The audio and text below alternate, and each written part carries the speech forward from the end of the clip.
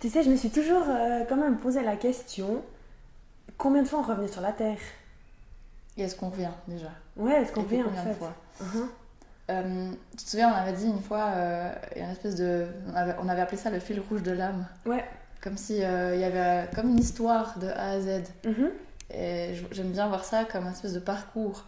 Ouais. Déjà, une fois, admettons, on vient une fois sur Terre, déjà on a un parcours depuis notre naissance jusqu'à notre mort. Ça fait déjà un parcours de vie. Et dans ce parcours de vie, ben, on a plein de parcours de compréhension, on a des cycles, on a plein de mini-parcours qui durent des mois, quelques années, quelques moments de vie. Et tout ça, ça fait notre parcours d'une vie. Et si on dézoome encore, il y a une espèce de parcours finalement depuis le début de la création de notre âme jusqu'à son apogée, jusqu'à la béatitude complète. Et là-dedans, bah, il y a plein d'étapes qu'on peut décortiquer. Tu sais, je me suis toujours dit, on doit sûrement, tout ce qu'on vit maintenant dans notre vie, on doit sûrement le planifier à l'avance. Oui. Enfin, tu vois comment? Il n'y a Oui. rien qui arrive par hasard. Bon, après, on a toujours un libre arbitre, hein. Donc, on peut toujours plus ou moins s'écarter du chemin. Après, on est souvent remis à l'ordre. Mais pour moi, il y a quand Avec même... amour et bienveillance, remis à l'ordre. C'est vrai. Mais pour moi, il y a quand même toujours ce libre arbitre, je pense qu'il est important. Mais je me suis toujours dit, il y a quand même des choses qui sont écrites et qui sont planifiées, tu vois. Oui. Et je me demande comment ça se passe en fait avant qu'on vienne sur Terre. Et puis finalement, est-ce qu'on fait un contrat? Est-ce que tu vois comment? Oui. Est-ce que ça Un dit contrat. Ouais, en fait, ouais. Est-ce que ça dit qu'on reprenne un peu comme si on regarde depuis le début de la création, notre âme, elle se crée Ouais. et on voit ce qui se passe. Ouais. Donc quelque part, ben, il y aurait un endroit dans l'univers qu'on pourrait chacun imaginer à sa façon, peut-être avec des couleurs, des saveurs, une énergie particulière où notre âme est créée déjà de base. C'est comme un enfant qui se crée sur Terre. Finalement, notre âme, elle sort de la matrice de l'univers et elle est créée. Finalement, elle est faite elle est créée de vibrations en fait. C'est ça qui est aussi intéressant. Enfin, il y a pas de, c'est pas concret. Ça, c'est pas matériel. C'est des vibrations qui sont mises ensemble, mais pas au hasard, hein, qui sont choisies pour être, qui sont assemblées en fait. Et puis, comme tu dis, grâce à ça, elles viennent au monde en fait. Comme une espèce de vortex d'énergie quelque part qui se crée. Et après, c'est comme si, une fois que c'est passé dans ce vortex d'énergie, bah, ça passe par la matrice, finalement, enfin l'univers comme ça. On passe par l'âme qui va assimiler ce qu'elle va vivre dans sa première incarnation. Et c'est comme si elle arrive sur Terre. Ok. Ouais. Tu vois, il y a un peu ce passage depuis la création, il y a une espèce d'étape entre deux, et ensuite ça débarque sur la Terre. Sur la Terre, ouais. Et là, on vit. Ok, ouais. Et puis finalement, en fait, après, du moment qu'on a ben voilà, tu vis ta vie, tu fais ton contrat. Après, ça se termine. Pour le corps physique, ça se termine, mais pour l'âme qui remonte, elle refait un passage en haut, d'être là en mode, ok, ça t'a bossé, ça t'a compris. Tu restes un moment en haut. Finalement, tu fais la prochaine étape parce que de toute façon, l'âme doit expérimenter d'autres choses, donc tu fais un nouveau contrat. Tu reviens sur Terre, tu refais la même chose. Et puis, je pense que ce qui est important, c'est que du moment que tu as aussi peut-être plusieurs incarnations, donc tu as fait plusieurs fois l'aller-retour, ben en fait, tu connais la Terre et tu connais en haut, le ciel ou l'au-delà, ou comment chacun l'explique. Et du coup, ben voilà, quand tu as fait plusieurs incarnations, quand tu es sur la Terre, tu peux expérimenter les messages qu'on te donne d'en haut, en fait. À fond, c'est hyper intéressant ce que tu dis. Tu te souviens, on avait appelé ça un peu en rigolant, mais je trouve que ça a un joli sens d'appeler ça le centre de tri. Mais pas le tri, c'est négatif, c'est positif. C'est plutôt le tri avec soi-même. Ok, qu'est-ce que j'ai expérimenté dans cette incarnation? Ça, j'ai appris, ça, j'ai évolué. Ok, et là, sur le coup, ça, c'était pas bien. Enfin, pas bien, il n'y a pas de bien, de mal. J'ai vraiment envie de casser cette idée de c'est bien, c'est mal. Il n'y a personne qui va amener un jugement. Là-haut, ça t'a pas bien fait. Pas du tout, mon Dieu. Enfin, pas à mon sens. Pour moi, c'est pas du tout ça, la vérité. Mais cette idée de se dire... ok, bah ça j'ai bien avancé sur ça, j'ai compris ça, et qu'est-ce qui me reste encore à comprendre? Et du coup ça fait qu'on arrive au centre de tri, on comprend ce qu'il y a encore à comprendre, et puis on se dit bah du coup ok super, bah pour la prochaine incarnation il me manque peut-être à travailler le pardon, le jugement à autrui ou je sais pas quoi d'autre. Et donc à ce centre de tri on fait des petits contrats, des petits blabla. Ok, toi tu vas me licencier, nous on va divorcer, et puis voilà, toi tu vas partir ici à l'autre bout du monde, etc. Comme ça va éveiller ma crainte que tu partes, et puis là je devrais te pardonner sur ça. Et puis on crée un petit peu notre petite base de données comme ça. Et puis finalement, on redescend. Et on fait des allers-retours autant de fois que nécessaire pour finalement apprendre tous les enseignements. C'est méga important. Et puis aussi, justement, le fait que quand tu reviens sur la Terre, tu as toujours besoin d'aide. Alors d'aide de la part des autres humains, enfin voilà, mais surtout de l'aide d'en haut, tu vois. Et puis c'est ça, en fait, justement.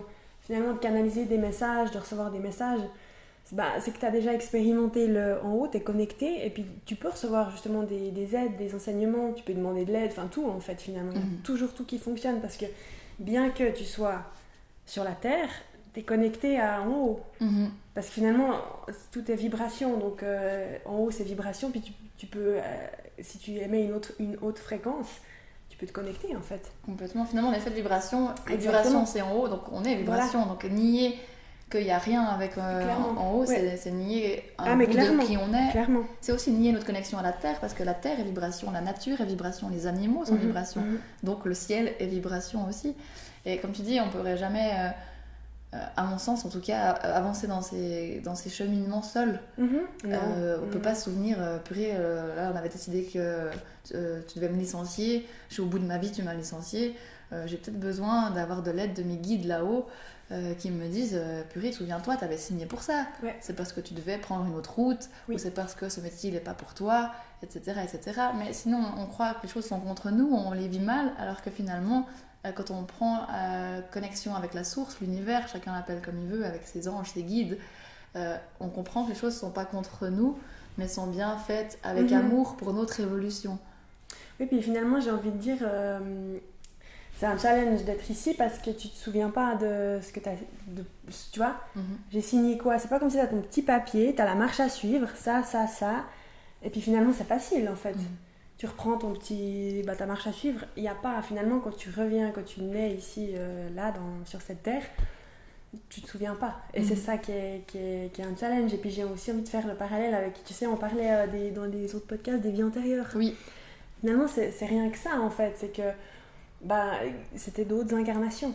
Et puis toutes ces incarnations-là sont liées, même si tu te dis dans une vie antérieure, je sais pas moi, t'habitais à l'autre bout du monde, bref, puis tu te dis mais comment c'est possible que c'était moi? Alors c'est pas le même corps physique, mais c'est la même âme, c'est les mêmes vibrations.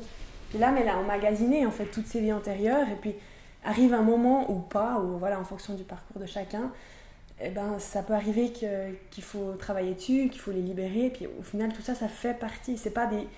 Tu vois, c'est vraiment le fil rouge en fait finalement. Complètement. Tu vois, si on prend un exemple concret dans le fil rouge, c'est qu'imagine, t'es parti à l'autre bout du monde dans une vie, à l'autre bout du monde, t'es arrivé sur un terrain où il y avait de la guerre, ça allait pas, t'es jamais revenu. La prochaine incarnation, tu vas faire le centre de tri, tu reviens, tu te dis pas super, je vais partir à l'autre bout du monde, t'as les pétoches. Et c'est là où c'est important de se rendre compte, de revenir à soi, de revenir en connexion avec ses guides, de sentir, ok, là j'ai des peurs un peu démesurées, ou j'ai des mémoires qui se réveillent, parce que je me souviens dans mes vibrations de quelque chose. Je me souviens pas concrètement, mais mon corps sait, mon âme sait, et donc si je viens libérer, c'est pour permettre de plus être bloqué. Et là je pourrais du coup libérer la fois où je suis jamais revenue de l'autre bout du monde, et le fait que du coup cette fois je peux y repartir. Ouais, après justement c'est dur parce que t'as rien de concret en fait. Tu vois, de nouveau, t'as pas on t'assure que c'est ça, ou c'est ça parce que c'est ça. Enfin, tu vois, nous qui sommes aussi, on est dans un monde de matière. Des fois c'est dur de faire confiance en rien, parce que t'es là, mais il m'arrive ça, mais pourquoi finalement? Alors que tout est prévu à l'avance, mais suivant ce qu'on vit, des fois t'as pas l'impression, enfin tu vois, c'est dur d'accepter. Oui.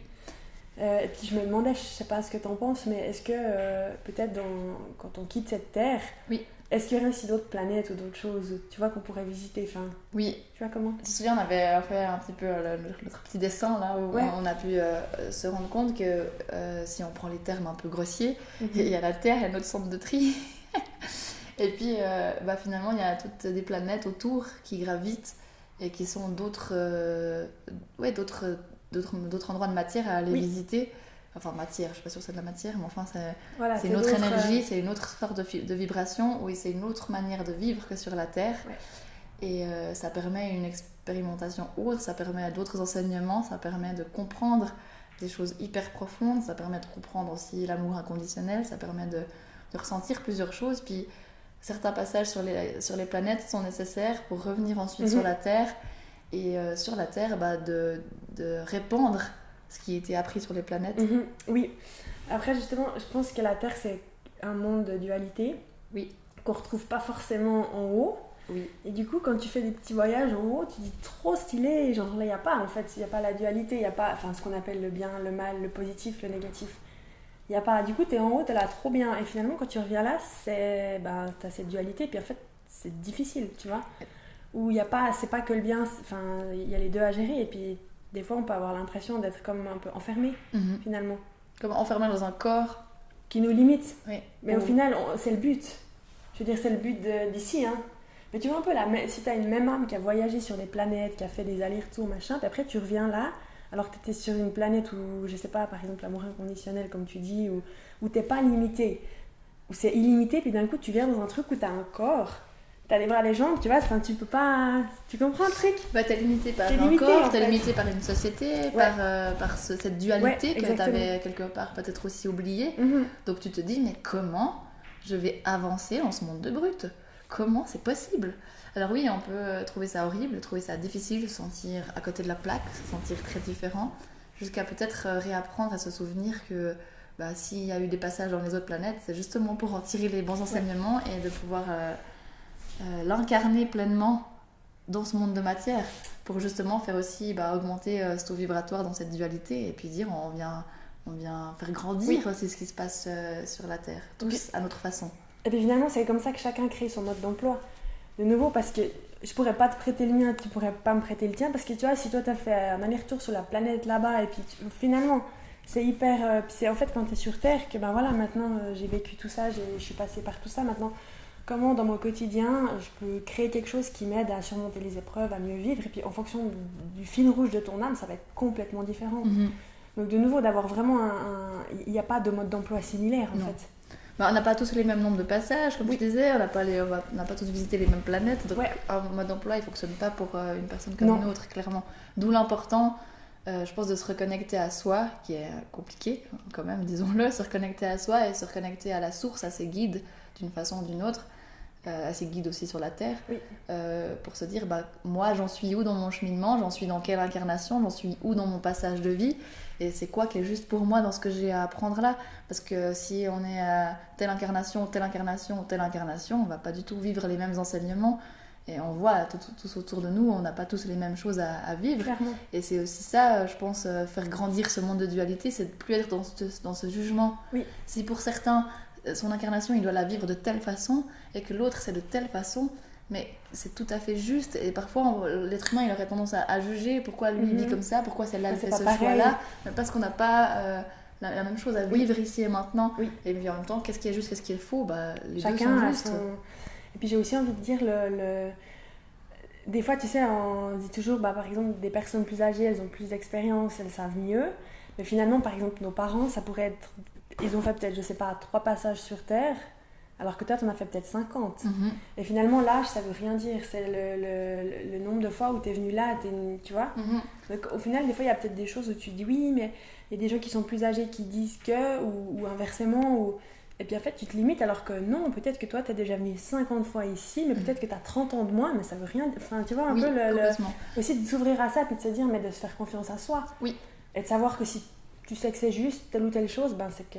c'est ça, et encore une fois, quand on a fait 3 passages ou 50 passages, il n'y a aucune chose qui diffère dans la valeur. Et puis de se dire, ok, la personne qui a fait ces 3 passages, elle a ça à recevoir comme enseignement, et celle qui a ces passages-là, elle a autre chose à recevoir comme enseignement, et les deux sont magiques. Je pense que c'est important, comme tu dis, de se faire confiance. Et puis l'être humain a envie de graduer des choses ou d'avoir des jugements sur des choses, mais tout est tellement très juste. Qu'est-ce qui fait que... si je dois apprendre le pardon, c'est moins bien que si je dois apprendre l'amour inconditionnel. Clairement, non, il n'y a pas d'échelle en fait. Complètement. De nouveau. Et puis justement, je me demandais, il y a bien un moment donné où tu as fini tout ça, tu vois, si tu reviens 50 fois ici. Qu'est-ce qu'il y a finalement après ? Tu sais, on parlait de ce fil rouge, justement, on fait nos passages, nos allers-retours, puis je disais avant, on va jusqu'à, entre guillemets, à ce Saint Graal. Enfin, et tu as très bien dit, c'est ce monde de dualité, donc le but c'est de comprendre. En fait, ce Saint Graal, c'est avoir fait suffisamment entre guillemets d'incarnation et de passage et de voyage pour sentir que cette dualité elle n'existe plus en nous-mêmes.